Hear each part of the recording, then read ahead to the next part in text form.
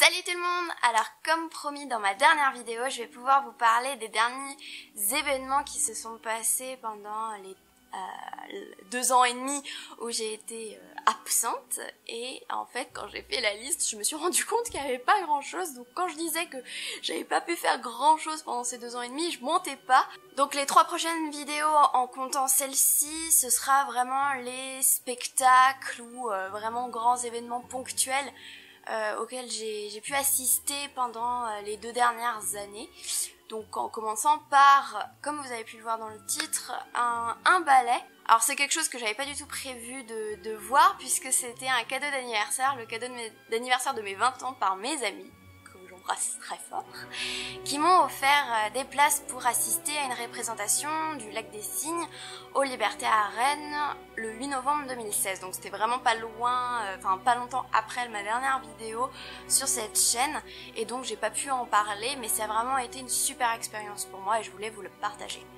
Alors je suis quelqu'un qui n'a jamais fait de danse classique ou même de danse tout court, je suis pas du tout passionnée par ce milieu, mais je suis intéressée par cet art qui est quand même un sacré sport parce que franchement c'est quelque chose de très sportif en fait. Quand on le voit on se dit oui bah bravo. Et donc j'ai toujours voulu voir en vrai un ballet. J'avais eu l'occasion de voir un ballet qui avait été retransmis au cinéma d'une prestation en direct en Russie, je sais plus, au Saint-Pétersbourg ou à Moscou, mais bon, c'était au cinéma, c'était pas en direct, enfin c'était pas face à moi, donc je voulais vraiment aussi pouvoir vraiment avoir cette expérience de voir un ballet en face à face, sans écran entre le ballet et moi, et ça a été de chose faite grâce à mes amis. J'ai pu assister donc à une représentation du Saint-Pétersbourg Ballet Theatre. Oula, c'était un très mauvais accent. Saint-Pétersbourg Ballet Theatre. Et la chose qui était vraiment géniale, c'est que c'était avec un orchestre live aussi. Donc c'était pas de la musique enregistrée, c'était vraiment avec un orchestre. Donc ça, c'était sachant encore plus la musique du Lac des Cygnes est assez connue et on la reconnaît assez facilement, mais de la voir en direct c'était génial. Alors je dois l'avouer, ma connaissance du monde du ballet vient d'une seule et unique chose, les films Barbie. Et oui, genre voilà. les premiers films Barbie, en tout cas après j'ai pas trop suivi, mais j'étais vraiment en plein dans la bonne génération, dans la bonne tranche d'âge, quand les premiers Barbie sont sortis, et un des tout premiers, ça a été le Lac des Cygnes, que j'ai adoré, que j'ai vu plusieurs fois, et ça m'a permis en fait de connaître un petit peu le monde des ballets, et notamment le Lac des Cygnes, que j'aimais beaucoup quand j'étais petite. Pour ceux qui ne savent pas, le Lac des Cygnes a été créé par Tchaïkovski, en tout cas mis en musique par Tchaïkovski. J'ai un doute, alors je vais lui mettre le nom parce que j'ai un doute sur qui a fait le livret, parce qu'ils étaient 2 à faire l'histoire, on se souvient de Tchaïkovski puisque c'est le compositeur, mais il y avait quand même le gars qui a fait le livret, on va pas l'oublier, le pauvre. La preuve, je suis en train de l'oublier. Et c'est une histoire en 4 actes, alors si j'ai bien compris, les ballets changent d'une troupe à l'autre, c'est souvent pas la même histoire. Enfin, c'est le même squelette, mais il y a certaines parties qui changent, donc c'est ce qui permet d'avoir aussi une représentation originale, chaque fois qu'on la voit, en tout cas originale par la troupe. C'est l'histoire, donc pour ceux qui ne la connaissent pas vraiment, c'est l'histoire d'un prince, le prince Siegfried, très allemand.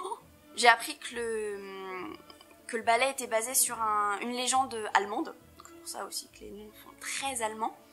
Et donc le prince Siegfried, sa maman, très gentille, lui dit tu es le futur roi, tu dois te marier, puisque c'est important. Et donc ils vont organiser un grand bal pour que le prince puisse choisir entre toutes les prétendantes. Et à ce moment-là, apparemment, Enfin, apparemment. Il y a un vol de cygnes qui passe au-dessus du château et Siegfried se dit tiens, je vais partir à la chasse.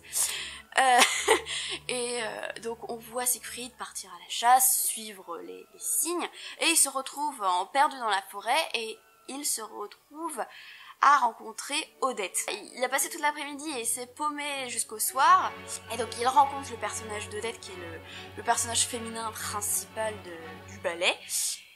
Ils passent la soirée ensemble et tombent éperdument amoureux, et Odette lui dit j'ai un petit problème, c'est que j'ai une malédiction, je suis prisonnière d'un personnage très méchant, avec un nom très spécial, Rothbart.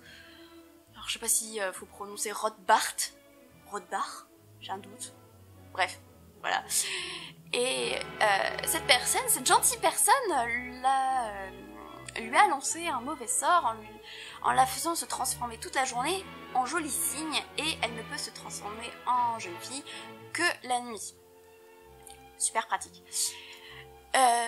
Et donc le prince lui dit mais non, ne t'inquiète pas, je te promets, je viendrai te chercher, je briserai le sort. Oui, parce que bien évidemment, pour briser le sort, qu'est-ce qu'il lui faut? Il lui faut un baiser d'amour de quelqu'un qui l'aime tendrement. Pourquoi toutes les histoires se ressemblent? C'est pas vrai. Donc bref, le prince lui dit ne t'inquiète pas, je viendrai te chercher, je t'épouserai, et puis voilà, machin. Donc le prince, je sais pas pourquoi le prince part, et puis en disant je viendrai te chercher. Pourquoi tu l'as pas fait tout de suite? Je sais pas, j'ai peut-être oublié un truc, mais bon. Bref, tout ça pour dire un petit peu ce qui se passe, et donc le prince promet à Odette qu'il viendra la chercher pour briser la malédiction, blablabla. Je vais m'arrêter là, parce que après, sinon je vais tout vous raconter, et si vous avez envie de regarder que ce soit le ballet ou le Barbie, je vous vois. Voilà, comme ça vous donne un peu une idée. Sachant que le Barbie, c'est pas totalement la même histoire. Ça ressemble bien évidemment, mais c'est un peu barbisé. C'est bizarre comme verbe. Voilà pour un peu le synopsis du ballet. Donc c'est sur 4 actes, et pour savoir est-ce que ça va bien se terminer, pas bien se terminer, on sait pas. Sachant que je crois qu'il y a différentes fins, selon, comme je disais tout à l'heure, sachant le ballet que tu vas voir, ça se trouve ça va être une jolie fin, pas jolie fin. Et je dois avouer, je ne me souviens plus de la fin. Que j'ai vue en tout cas. Parce que c'est vrai que c'était il y a un petit bout de temps. Voilà, je sais plus. C'est bien. Et donc pour parler plus de la prestation, et en tout cas de tout ce qui s'est passé tout autour, c'est vrai que c'était génial de pouvoir voir ça en direct. C'était très impressionnant, comme je disais aussi. C'est quand même quelque chose de très physique. Ça m'a beaucoup impressionné. J'ai beaucoup de respect. Déjà, j'avais beaucoup de respect pour les danseurs étoiles, parce que je savais que c'était pas genre très simple. Alors là, de voir ça, tu te dis ah oui, il y a du boulot. Alors la musique, je l'adorais déjà. Mais alors la chose sur laquelle je suis tombée amoureuse, et vraiment, c'était les costumes. Mon Dieu, les costumes. Pourtant, j'étais pas non plus tout près, mais waouh, je veux ça. Je sais pas pourquoi je porterais un tutu, hein, mais voilà, c'était magnifique. Entre le costume du cygne blanc, du cygne noir, qui sont des costumes très connus, ils étaient magnifiques. Et en parlant de placement, justement, on n'était pas forcément au premier rang, mais on était très bien placés. J'étais super contente. Là, vous pouvez le voir là juste ici. C'était vraiment génial. On avait vraiment les détails, et ça m'a permis vraiment de pouvoir observer les costumes, même si j'étais pas à côté. En tout cas, en face. Donc l'objectif prochain, c'est bien sûr d'aller le voir, en tout cas celui-ci, ou aussi Casse-Noisette, et directement en Russie, hein, c'est un peu un des trucs sur ma bucket list, c'est d'aller voir un ballet, que ce soit à Moscou, à Saint-Pétersbourg, je sais pas lequel est le mieux. C'est quand même le pays d'origine de beaucoup de ballets. Et cette expérience m'a aussi donné envie de voir un autre Un autre art que j'ai pas pu voir non plus en direct, c'est de l'opéra. Je sais, je fais tellement culturel à dire que je veux regarder des ballets et des opéras, mais ça fait partie vraiment de la culture et c'est quelque chose de très impressionnant. T'as deux arts totalement différents, la danse et le chant, et c'est quand même des choses très jolies à voir en tant que spectateur et surtout en direct. Donc, prochain objectif, un opéra. En conclusion, j'étais vraiment super ravie de cette soirée, de pouvoir avoir vu au moins une fois un ballet. Bon, c'était en France, mais c'était déjà très très bien, surtout que c'était un très bon ballet. Enfin, une très bonne troupe aussi, c'était vraiment génial.